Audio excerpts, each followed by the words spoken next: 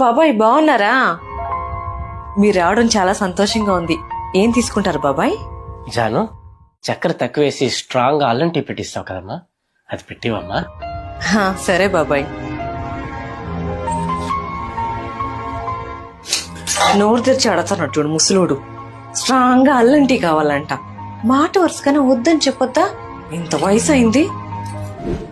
మామయ్య బాగున్నారా? బాగున్నాను చరణ్, నువ్వు? బానే ఉన్నాం. ఏదో మీ అంత కాకపోయినా ఏదో ఉన్నాం. మీకేం మామయ్య 4 కాంప్లెక్స్లకు ఓనరు, బానే ఉంటారు గాని. అదంతా ఏం లేదు చరణ్. ఎందుకో ఈ రోజు మీరు బాధగా ఉన్నట్టు కనిపిస్తోంది. అదేం లేదే. దాస్తున్నారని అర్థం అవుతోంది. సరే చెప్పకూడదంటే పోనీలేండి. ఇంతకు ముందు నువ్వు చెప్పావే 4 కాంప్లెక్స్ లో ఓనరని, అది పేరుకు మాత్రమే. పెత్తనమంతా నాకు కూడలేదే. నాకు ₹1 కూడా దక్కేది లేదు. నా ఖర్చులకు కావాలన్నా వాళ్ళ దగ్గర చేయి చాచాలి. నా భార్య పోయిన వెంటనే అయిపోయిందయ్యా నా టైం. కొడుకులు ఉన్నారే గాని నా మొహం చూసి మాట్లాడి చాలా రోజులైందయ్యా. ఇంట్లో కుక్కుని సాకుతున్నారు, దాంతో కలిపి నాకు 3 పూట్ల అన్నం పెడుతున్నారు, అంతే. నీకు తెలుసు కదా నాకు టీ అంటే ఎంతో ఇష్టమని. కానీ నా కోడళ్ళు 8-9 గంటలైనా రూమ్ నుంచి బయటకు రారు. ఆ పాటికి నా చేతులంతా వణుకుతూ ఉంటుంది. మనసారా టీ తాగి 6 నెలలైందయ్యా. ఇక్కడికి వస్తే నీ భార్య బాబాయ్ అని ప్రేమతో పిలిచి మంచి టీ పెట్టిస్తుంది. అందుకే ఇక్కడికి వచ్చాను. ఏ జన్మ రుణమో ఇది. బాబాయ్ టీ తీసుకోండి.